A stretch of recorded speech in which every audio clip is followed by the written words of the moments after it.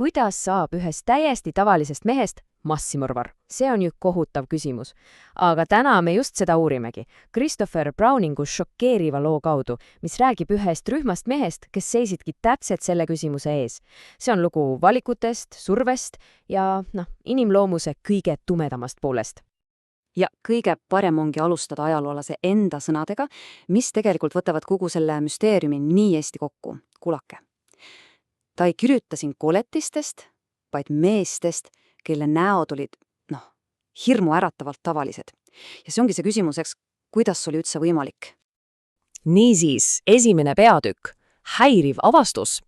Ja teate, see lugu ei alga tegelikult lahinguväljal ega kusagil Poola metsades. Ei, see algab ühes vaikses arhiivis. See algab ajaloolasest ja ühes ainsast toimikust, mis muutis täielikult meie arusaama sellest, kes holokausti toimepanijad tegelikult olid.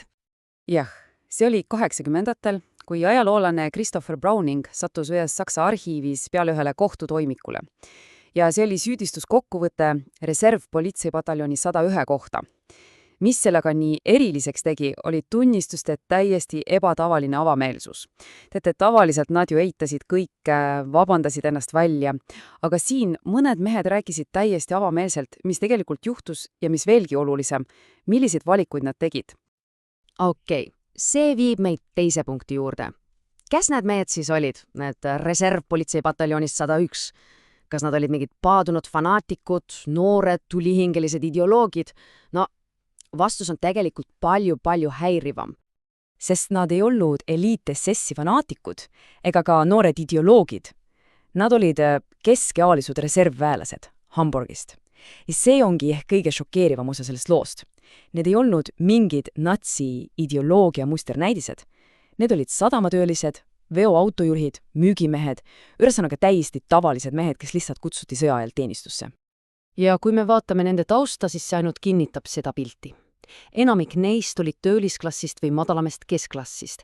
See polnud mingi ideoloogiline eliitgrupp, vaid ütleme nii läbilõige täiesti tavalisest tolleaegsest Saksa ühiskonnast. Ja siin on veel üks ülioluline fakt. Nende keskmine vanus oli 39 aastat. Mõelge sellele. Need ei olnud mingid kergesti mõjutatavad teismelised poisikesed. Need olid täiskasvanud mehed, kes mäletasid elu enne natsirežiimi. Neil oli olemas või vähemalt pidi olema täiesti teistsugune moraalne kompass. Ja nüüd jõuame hetkeni, mis on tegelikult kogu selle loo keskmes. See on pataljoni esimene tapmisülesanne. See on hetk, mis raamis kogu selle ajaloolise küsimise valikuvõimalusest. Oli 13. juuli 1942. Pataljonile anti käsk mõrvata Poola linnas Józefovis 1800 juuti. Ja käsk oli selge, naised, lapsed ja vanurid tuli koha peal maha lasta. Ülesanne oli lihtsalt kohutav. Nende komandör, major Wilhelm Trapp, keda tema alluvad kutsusid hellitavat papa Trappiks, oli ise täiesti endast väljas. Ta nuttis, kui ta seda käsku andis. Ta selgitas, et see käsk tuli kõige kõrgemalt poolt. Aga siis tegi ta midagi täiesti ootamatut. Ta tegi vapustava pakkumise. Ta ütles need sõnad. Kui keegi vanemate meestest ei tunne end sellele ülesandele vastavaks, võib ta välja astuda. See oli otsene, selge pakkumine. Keeldu ja sind ei karistada. See hetk on Browningu uurimuse absoluutse tuum, sest see muutis olukorra lihtsast käsu täitmisest teadlikuks valikuks. Nii et küsimus on lihtne ja samas uskumatult keeruline. Enne kui ma tulemuse avaldan, mõelge korraks ise. Mida teie teeksite selles olukorras? Seisate seal, relv käes ja teile öeldakse, et ei pea seda tegema. Mis te teete? Vastus on jahmatav. Ligi 500 mehest keeldus vaid 12. 12. Üle 95% meestest valis tapmise. Ja see esimene tapmisakt käivitas protsessi, mis muutis need mehed tundmatuseni. See oli langus jõhkrusse, mis toimus, lausa šokeeriva kiirusega. Seda näeb kõige paremini, kui võrrelda esimest ja teist veresauna. Kontrast on lihtsalt nii kõnegas. Esimesel korral, seal Józefovis, oli komandöör ahastuses, mehed olid traumetitud, see oli õudne. Aga juba järgmisel korral Lomatsis oli kõik muutunud. Juht oli purjus ja sadistlik, tapmisest oli saanud ebaisikulik rutiin. See esialgne šokk oli täielikult asandunud kalestumuse ja harjumusega. Ja ühe toimepaneja enda sõnad võtavad selle õõvastava muutuse kokku paremini kui miski muu. Ta ütles, et hilisemad juudijahid, see oli enam-vähem meie igapäevane leib. Mõelge sellele, igapäevane leib. Ja see viib meid paratamatult selle kõige olulisema küsimuseni. Miks? Miks nad seda tegid? Kuidas me saame üldse hakata mõistma seda motivatsiooni? Miks nad tegid selle valiku? Tappa. Vaatame kõigepealt levinumaid vabandusi. Esimene müüt. Ma pidin käsku täitma. See on see klassikaline vabanduseks. Aga ajalooline kontroll näitab, et see lihtsalt ei pea paika. Nagu major Trappi pakkumine selgelt näitas ja nagu ka laiemad ajaloolised andmed kinnitavad, oli keeldumine võimalik. Ja seda ilma tõsiste tagajärgedeta. Okei, aga teine müüt. Neile tehti ajupesu, et nad olid lihtsalt ideoloogia ohvrid. Aga kas see väide ei pea tegelikult paika? Me peame meeles pidama nende vanust ja tausta. See tähendas, et neil oli olemas moraalne raamistik juba ammu enne natside võimule tulekut.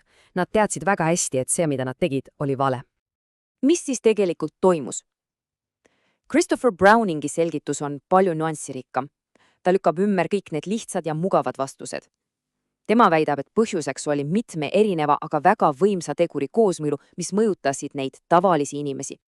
Ja siin on need 3 peamist sammast. Esiteks, konformsus. See on see tohutu surve olla osa grupist, mitte eristuda, mitte olla see, kes vastu hakkab. Keegi tahtnud ju olla argpüks kaaslaste silmis. Teiseks, sügavalt juurdunud allumine autoriteetile. Käsk on käsk, eriti kui see tuleb valitsuselt. Ja kolmandaks, psühholoogiline distantseerumine. Ohvrite dehumaniseerimine, mis asetas nad justkui väljaspoole empaatiad ja igasuguse moraalse kohustuse piire. Ja see kõik viib meid viimase ja kõige häirivama järelduseni. Mida see lugu meile laiemalt ütleb? See on see halli tsooni õppetund. Holokaustis ellujäänu Primo Levi kirjeldas kontseptsiooni, mida ta nimetas halliks tsooniks. See on see hägune ala, kus piirid hea ja kurja, ohvri ja süüdlase vahel, need muutuvad täiesti ämaseks. Ja selle pataljooni lugu paigutub täpselt sinna halli tsooni. Ja see ongi ilmselt kõige kainestavam järeldus. Nende meeste lugu viitab sellele, et potentsiaal selliseks kurjuseks ei ole omane ainult mingitele koletistele. See peitub uinud kujul tänapäeva maailma sotsiaalsetes struktuurides. Sest mõelge, need tegurid, grupist lähtuv surve, pime allumine autoriteedile, rassism, need ei ole ju kuhugi kadunud. Need on olemas ka meie maailmas, siin ja praegu. Ja see jätabki meid selle viimase väga provokatiivse küsimusega. See ei ole lihtsalt mingi kauge ajalugu. See on hoiatus. Sest kui need tavalised mehed suutsid seda teha, siis see sunnib meid küsima, milleks me ise võimelised oleme. Mida see ütleb meie kõigi kohta?